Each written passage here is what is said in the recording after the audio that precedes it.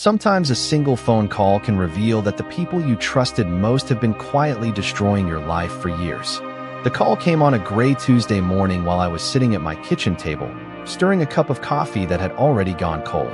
At 68 years old, my days followed a predictable rhythm. I watered the flowers on my front porch, read the local paper, and enjoyed the peace that came with living alone. That morning felt no different until my cell phone rang. The number was unfamiliar. I almost let it go to voicemail. "Mrs. Nancy Walker?" a professional voice asked when I answered. "This is Karen from First Horizon Financial Services. We're calling regarding your delinquent loan balance." I frowned and adjusted my reading glasses. "I'm sorry," I said. "I think you have the wrong person." There was a brief pause. Then she confirmed my full name, my date of birth, and my address. Every detail was correct. "The outstanding balance is approximately $100,000, she continued politely. "We're trying to discuss repayment options before further action is taken." For a moment, I honestly thought it was some kind of scam. $100,000? I had never borrowed that kind of money in my life. My small home was paid off. My car was 7 years old. I used one credit card and paid it every month. "There must be a mistake," I said. "I never applied for a loan." The woman sounded sympathetic. "Mrs. Walker, according to our records, the loan was approved 3 years ago." 3 years ago. I stared through my kitchen window at the maple tree in my backyard. The leaves moved gently in the wind. Everything outside looked calm. Inside, my stomach began to tighten. "Can you send me copies of the paperwork?" I asked. "Of course," she replied. "I can email them immediately." When the call ended, I sat motionless for several minutes. The coffee beside me remained untouched. My hands felt strangely cold. I kept telling myself there had to be an explanation. A clerical error. Mixed records. Someone entering the wrong social security number. Something simple. Something harmless. 10 minutes later, the email arrived. I opened the first document and felt my pulse quicken. There was my name. There was my address. There was my social security number. Page after page carried information that belonged to me. Then I reached the signature page. The signature looked like mine at first glance, but it wasn't. Someone had practiced it. Someone had copied it carefully enough to fool a lender. I felt a chill move through me. This was not a mistake. This was deliberate. I continued scrolling through the documents, searching for anything that could explain what I was seeing. Then I found a section listing emergency contacts and supporting references. My eyes stopped on a familiar name. Claire Walker, my younger sister. I blinked and read it again. Claire Walker. The same sister who called every Sunday. The same sister who shared Thanksgiving dinners with me. The same sister my mother always described as a little misunderstood. My chest felt heavy. Surely there had to be another explanation. Maybe she had been listed accidentally. Maybe she had nothing to do with it. But deep down, a quiet voice was already whispering a truth I didn't want to hear. I opened another attachment, then another, and with every page, the possibility of innocence grew smaller. By noon, my untouched breakfast still sat on the table. The coffee was completely cold, and for the first time in my life, I began to wonder if the greatest threat to my future had never been a stranger at all. That evening, I drove across town to my mother's house with a folder full of printed documents sitting on the passenger seat beside me. The sun was beginning to set, painting the sky in soft shades of orange and gold, but I barely noticed. My thoughts kept circling the same question. How had Claire's name ended up connected to a loan that carried my information? I had known my sister for 64 years.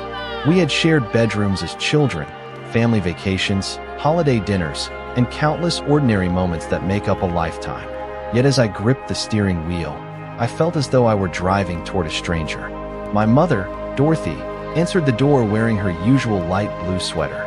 At 88, she moved more slowly than she once had, but her eyes remained sharp. She smiled when she saw me. "Nancy, you should have called first." Normally, I would have hugged her. That night, I walked inside without returning the smile. The familiar scent of lavender filled the hallway. Family photographs lined the walls.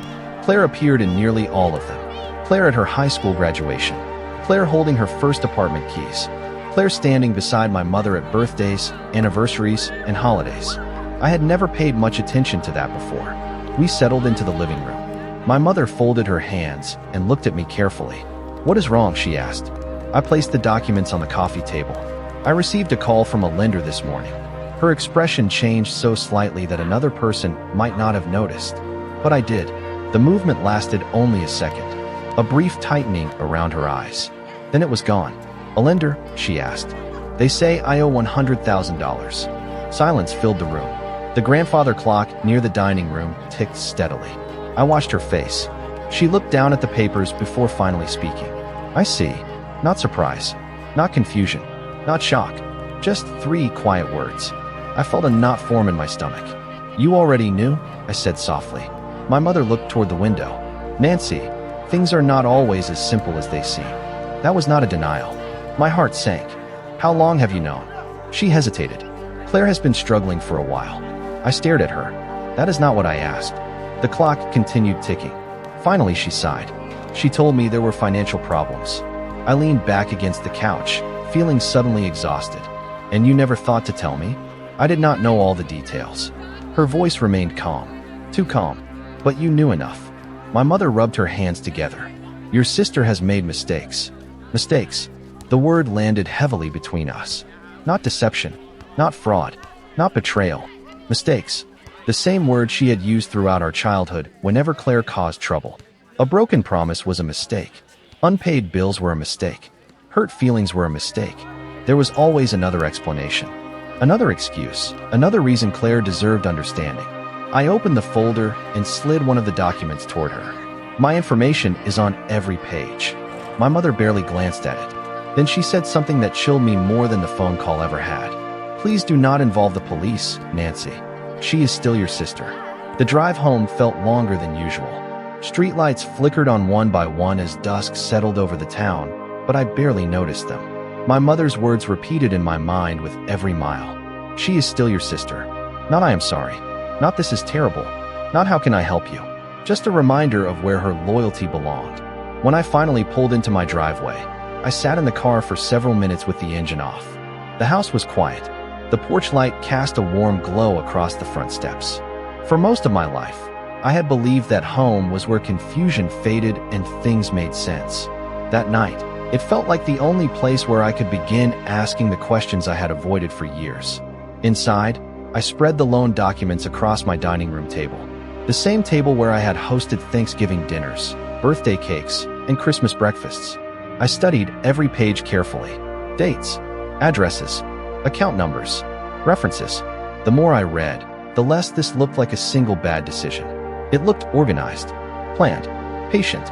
I opened a notebook and began writing down every detail that seemed unusual. Within an hour, a pattern started to emerge. Certain addresses appeared more than once.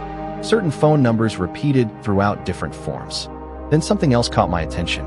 One mailing address listed on an application looked strangely familiar. I knew I had seen it before, but I could not remember where. I stared at it for several minutes. Finally, the memory surfaced. About 8 years earlier, a tax document had failed to arrive at my house. At the time, I assumed it had been lost in the mail. A few weeks later, another financial statement had gone missing. Then a replacement credit card had arrived late. None of those events seemed important on their own. Life was busy back then. My husband was still alive. We were caring for my father during his final illness. Small inconveniences were easy to dismiss. But now those memories returned with uncomfortable clarity. I walked to my filing cabinet and began searching through old records. Dust coated some of the folders. Hours passed. The clock in the hallway struck 10, then 11. Finally, buried inside an old tax file, I found a photocopy of a document from years ago. My eyes moved immediately to the address printed near the top. It was the same address. My hands became still. That address had been connected to my information long before the loan ever existed. Suddenly, dozens of forgotten moments began fitting together like pieces of a puzzle. A utility account that briefly appeared on my credit report before disappearing.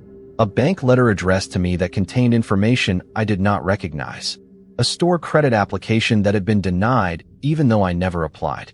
For years, I had explained away each incident. For years, I had trusted that there was an innocent reason. Now I was no longer sure. Near midnight, I leaned back in my chair and looked around the silent room.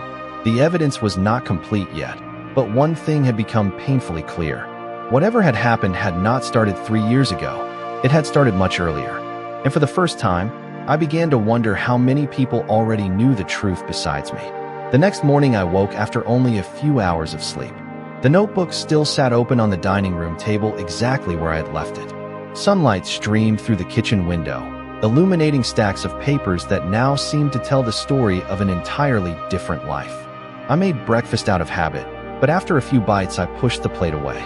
My appetite had disappeared somewhere between the lender's phone call and my mother asking me to protect the person who appeared to have caused all of this. Instead, I poured another cup of coffee and opened my laptop. For years I had checked my bank accounts online, paid bills electronically, and filed taxes through secure websites. Like most people my age, I trusted that those systems would alert me if something was seriously wrong. Now I wondered how much I had missed. I decided to request a complete copy of my credit history. While waiting for the report to become available, I began organizing every document I could find. Old tax returns, bank statements, insurance records, utility bills, anything that might reveal a pattern. Around noon, my credit report arrived. I opened it slowly, almost afraid of what I might discover. At first, everything looked ordinary. Then I noticed accounts I did not recognize. Some had been closed years earlier. Others existed for only a few months before disappearing. None carried balances large enough to attract immediate attention. Yet together they formed a trail. Small applications, temporary accounts, brief inquiries. It was as if someone had been testing doors before finding one that finally opened. My eyes moved from date to date. Several entries appeared during periods when Claire had been experiencing financial difficulties. I remembered family conversations about overdue rent, job changes, and unexpected expenses. Each time, my mother had stepped in. Each time, there was an explanation.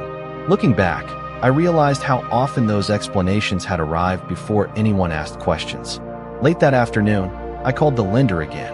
This time I was connected to a fraud specialist named Michael Hayes. His voice was calm and professional. He listened carefully as I explained what I had found. When I finished, there was a brief silence. Then he said something that made my heart sink. "Mrs. Walker, based on what you are describing, I would recommend reviewing more than just this loan." I tightened my grip on the phone. "What do you mean?" "Sometimes these situations involve multiple accounts over an extended period of time." Multiple accounts. Extended period of time. The words echoed in my mind long after the call ended. By evening, I had converted my dining room into a temporary investigation center. Papers covered nearly every surface. Sticky notes marked dates and account numbers. A legal pad contained pages of observations. The deeper I looked, the less isolated the problem appeared. Then I noticed something that stopped me cold. One document contained a signature that looked remarkably similar to mine. Another contained a slightly different version. A third used an older form of my signature that I had not used in years. Someone had not copied my handwriting once. Someone had studied it. I sat back in my chair and stared at the wall. Outside, darkness settled over the neighborhood. Inside, another realization settled over me. Whoever had done this knew far more about my life than any stranger possibly could. The following weekend, I found myself thinking less about financial records and more about childhood memories I had not visited in years. It happened while sorting through an old storage box in the hall closet. Inside were photo albums, school report cards, and faded birthday cards written in careful handwriting. I sat on the living room floor and slowly turned the pages. There was Claire at age 8 holding a new bicycle. Claire at 12 smiling beside a birthday cake. Claire at 16 standing proudly with a learner's permit. In nearly every photograph, my mother stood beside her with the same expression of admiration. Looking at those pictures, I began noticing something I had ignored for most of my life. Whenever Claire made a mistake, someone stepped in to soften the consequences. If she forgot an obligation, there was an explanation. If she missed a payment, there was assistance. If she disappointed someone, there was a reason everyone should understand. Back then I never questioned it. Families were complicated. People needed help sometimes. That was what I told myself. Yet now, sitting among decades of memories, I started seeing a pattern that stretched far beyond a single loan application. I remembered Claire borrowing money from relatives and promising repayment that never quite arrived. I remembered my mother quietly paying bills during difficult periods and insisting nobody mention it. I remembered conversations ending abruptly whenever finances became part of the discussion. One memory surfaced more clearly than the others. About 15 years earlier, Claire had called me in tears because she was behind on rent. I had written a check the very next day. She thanked me repeatedly and promised to pay me back within 6 months. The repayment never came. When I eventually asked about it, she became embarrassed and my mother encouraged me to let it go. Family should not keep score, she had said. At the time, I agreed. Now I wondered how many similar conversations had occurred with other people. Later that afternoon, I reviewed several bank statements that Michael Hayes had suggested I examine. Buried among ordinary transactions were clues I had overlooked for years. Small verification deposits, temporary account connections, activity that seemed insignificant by itself but suspicious when viewed together. The deeper I looked, the more uncomfortable I became. It was as though someone had been operating just below the level of visibility, careful enough to avoid attention but persistent enough to leave traces behind. Near sunset, my phone rang. The caller identification showed my mother's number. I considered letting it ring, but eventually answered. Her voice sounded gentle. Too gentle. She asked how I was doing and whether I had been getting enough rest. Then, after several minutes of small talk, she carefully shifted the conversation toward Claire. She spoke about stress, financial hardship, poor decisions, regret. Yet she never once asked what this situation had done to me. She never asked whether my retirement savings were at risk. She never asked how it felt to discover my identity had been used without my knowledge. When the call ended, I sat quietly in my chair. Outside, the last light of day disappeared behind the trees. Inside, a realization settled over me with surprising clarity. For years I had believed the problem was Claire's behavior. Now I was beginning to understand that someone had been protecting that behavior for decades. And without that protection, none of this might have happened at all. 2 days later, I decided that guessing was no longer enough. I needed facts. Until then, most of what I had uncovered came from old records, forgotten memories, and troubling patterns. What I needed now was confirmation. I called Michael Hayes and asked what steps were available if I believed my personal information had been used without my authorization. He explained the process carefully. There would be formal reports, document reviews, verification requests, and an investigation into the accounts connected to my identity. His calm professionalism gave me something I had not felt since that first phone call: direction. For nearly a week, my life settled into a strange routine. Every morning, I gathered paperwork. Every afternoon, I answered questions, reviewed records, and searched through another layer of documents. The process was exhausting, but it also brought clarity. The more information that surfaced, the harder it became to dismiss what had happened as a misunderstanding. Then came the day I organized everything into a single binder. I placed loan records in one section, credit reports in another, copies of signatures in a third. When I finished, the binder was nearly 3 inches thick. I carried it into the living room and stared at it from across the coffee table. It represented years of hidden activity compressed into a stack of paper. Looking at it made something inside me shift. For the first time, I stopped asking whether I was overreacting. No innocent explanation produced 3 inches of evidence. That evening, I drove back to my mother's house. I did not call ahead. I simply showed up with the binder under my arm. Dorothy opened the door and immediately noticed the expression on my face. Neither of us smiled. We sat at the kitchen table where countless family dinners had once taken place. I placed the binder in front of her and opened it. Page after page, I showed her the records, dates, addresses, signatures, financial accounts, connections that stretched back years. She listened quietly. Occasionally she nodded. Occasionally she looked away. When I finished, the kitchen fell silent. I waited for outrage. I waited for disappointment. I waited for even a small acknowledgement of what had been done. Instead, my mother folded her hands and sighed. "Claire has always struggled with money," she said softly. I stared at her. "That is your response." She lowered her eyes. "She made poor choices." Poor choices. Once again, the language softened everything. Years of deception reduced to poor choices. I felt a heaviness settle over me that had nothing to do with anger. It felt more like grief. Grief for expectations I had carried my entire life. Grief for believing that evidence would finally change something. "Do you understand what this has done to me?" I asked. My voice remained calm, but it took effort. "Do you understand that my retirement, my credit, my future could have been damaged?" My mother looked at me for several seconds before answering. Then she said the words that finally removed any remaining doubt about where she stood. Money can be repaired, Nancy. Families cannot. I sat perfectly still. In that moment, I realized she was not defending what had happened. She was defending who had done it. And as painful as that truth was, it gave me something valuable. It ended the last hope that someone else would fix this for me. After that conversation, something inside me became remarkably calm. Not because the situation had improved, but because uncertainty had finally disappeared. For weeks I had been trying to understand who knew what, who was telling the truth, and whether there was some explanation I had overlooked. Now I knew exactly where everyone stood. The investigation continued moving forward, and for the first time I stopped trying to shield people from the consequences of their own decisions. A few days later, Michael Hayes called with an update.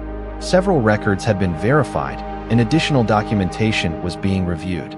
He could not discuss every detail yet, but he confirmed that the matter was being taken seriously. When the call ended, I felt something I had not experienced since this ordeal began: relief. Not because the problem was solved, but because it was finally being examined by people who dealt in facts rather than excuses. Meanwhile, word began spreading through the family. I never made announcements. I never posted anything online. Information simply traveled the way it always does in families.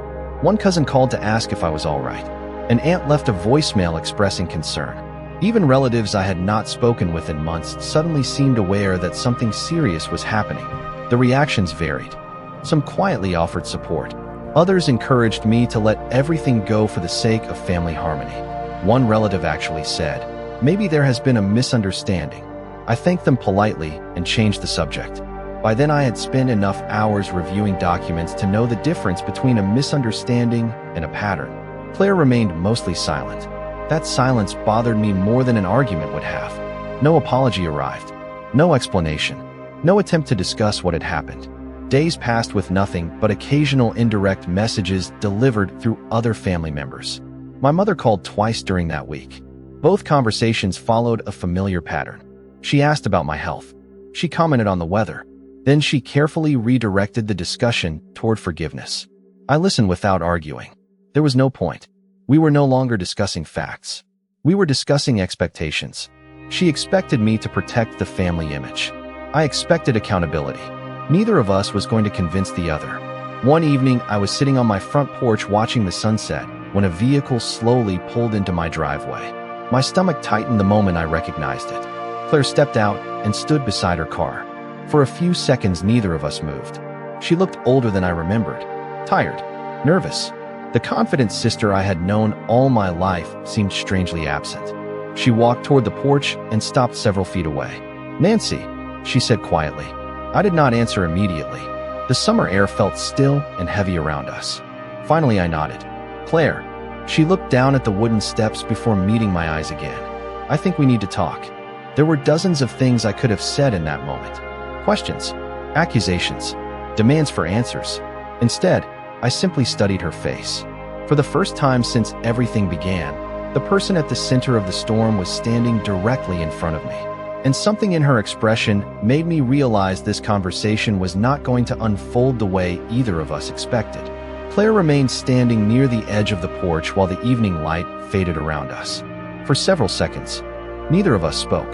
I could hear distant traffic from the main road and the soft rustling of leaves in the trees across the street. Finally, she took a slow breath and sat down in the chair opposite mine. She looked exhausted, not the kind of tired that comes from a bad night of sleep, but the kind that settles into a person after years of carrying something they never intended to reveal. "I know what you think of me right now," she said quietly. I folded my hands in my lap. "I am not interested in guessing. I am interested in hearing the truth." She looked away. The silence stretched between us. Then she nodded. "Fair enough." What followed was not the dramatic confession I had expected. There were no sudden emotional outbursts. No shocking revelations delivered all at once. Instead, the story emerged slowly, piece by piece. Financial trouble had started years earlier. One bad decision had led to another. Temporary solutions became permanent habits. Debts accumulated. Opportunities to come clean were ignored. Every time a problem appeared, someone helped her escape the immediate consequences. Sometimes it was my mother. Sometimes it was another relative. Sometimes it was simply luck. As Claire spoke, I realized something important. She spent a great deal of time explaining how difficult her circumstances had been. She spent very little time explaining why my information had become part of the solution. "Did you ever plan to tell me?" I asked. Her eyes lowered toward the porch floor. "I thought I could fix everything before you found out." The answer did not surprise me. It was the same logic people use when small secrets grow into disasters. They convince themselves that tomorrow will be easier than today. Then tomorrow becomes next month. Next month becomes next year. Eventually, the truth develops a life of its own. We talked for nearly an hour. Throughout the conversation, I noticed something strange. Claire seemed less worried about what had happened and more worried about what would happen next. She repeatedly asked whether there was a way to stop the investigation, whether reports could be withdrawn, whether discussions could remain private. Each question revealed more than she probably intended. Near the end of the conversation, she looked directly at me. "Mom is terrified this family is going to fall apart." I considered that for a moment. Then I answered honestly. Families do not fall apart because someone tells the truth. They fall apart because the truth was ignored for too long. Claire said nothing. The porch light switched on automatically as darkness settled across the neighborhood. For the first time that evening, she appeared genuinely emotional. Not angry, not defensive, simply overwhelmed. When she finally stood to leave, I expected the conversation to end there. Instead, she reached into her purse and removed a folded envelope. Her hand trembled slightly as she held it out. "You should have this," she said. I accepted the envelope without opening it. "What is it?" For several seconds, she seemed unable to answer. Then she spoke so quietly, I almost missed the words. "Something Mom never wanted you to see." My pulse quickened immediately. Claire walked back to her car without another explanation. I remained on the porch long after her taillights disappeared down the street, staring at the envelope resting in my hands and wondering what secret could possibly be important enough for both my sister and my mother to fear it being discovered. After Claire left, I carried the envelope inside and placed it on the dining room table. For several minutes, I simply stared at it. The house was silent except for the hum of the refrigerator in the kitchen. Whatever was inside had been important enough for my sister to keep hidden and important enough for my mother to fear its discovery. Slowly, I opened the seal and removed the contents. The first item was a letter written in my mother's handwriting. The date at the top stopped me immediately. It had been written almost 4 years earlier. Around the same time, the largest financial problems appeared in the records I had been investigating. I sat down and began reading. As the words unfolded, a picture emerged that was both painful and strangely liberating. My mother had known far more than she ever admitted. The letter described concerns about Claire's debts, conversations about financial trouble, and repeated efforts to help her avoid consequences. Several passages made it clear that my mother had been aware of decisions being made long before I learned anything about them. She had not known every detail, but she had known enough to understand that serious lines were being crossed. Near the end of the letter, one sentence held my attention longer than all the others. She wrote that she hoped the truth would never reach me because she feared I would finally stop protecting the family. I read that sentence 3 times. Then I set the letter down and looked out the window. For most of my life, I believed my role in the family was to keep peace. If there was conflict, I helped resolve it. If there was a crisis, I helped manage it. If someone needed support, I provided it. Without realizing it, I had become the person expected to absorb the consequences of other people's choices. Suddenly, many years of confusion made sense. The next morning, I contacted Michael Hayes and informed him that I intended to continue cooperating fully with the investigation. There would be no attempts to halt the process, no requests to make exceptions, no efforts to hide facts. Whatever conclusions emerged would emerge honestly. The weeks that followed brought gradual resolution. Records were reviewed. Accounts were examined. Corrections began moving through official channels. The process was not fast, but it moved steadily forward. During that time, my relationship with both Claire and my mother changed. We still spoke occasionally, but something fundamental had shifted. The old expectations no longer existed. I was no longer carrying responsibilities that belonged to other people. One afternoon, several months later, I sat on my front porch with a fresh cup of coffee and watched the neighborhood come to life. Children rode bicycles down the sidewalk. A dog barked in the distance. The maple tree in my yard swayed gently in the breeze. It was the same view I had seen thousands of times before, yet it felt different. Lighter somehow. Claire eventually accepted responsibility for her decisions. My mother continued wishing the family could return to the way things had been, but I understood something she never fully did. Returning to the way things had been was never the answer. The way things had been was what allowed the problem to grow. Real peace required truth. Real peace required boundaries.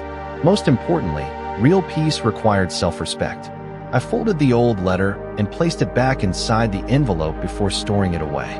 Not because I wanted to forget what happened, but because I no longer needed to carry it every day. Some people believe forgiveness means pretending the past never occurred. I learned something different. Forgiveness can exist alongside accountability. Compassion can exist alongside boundaries.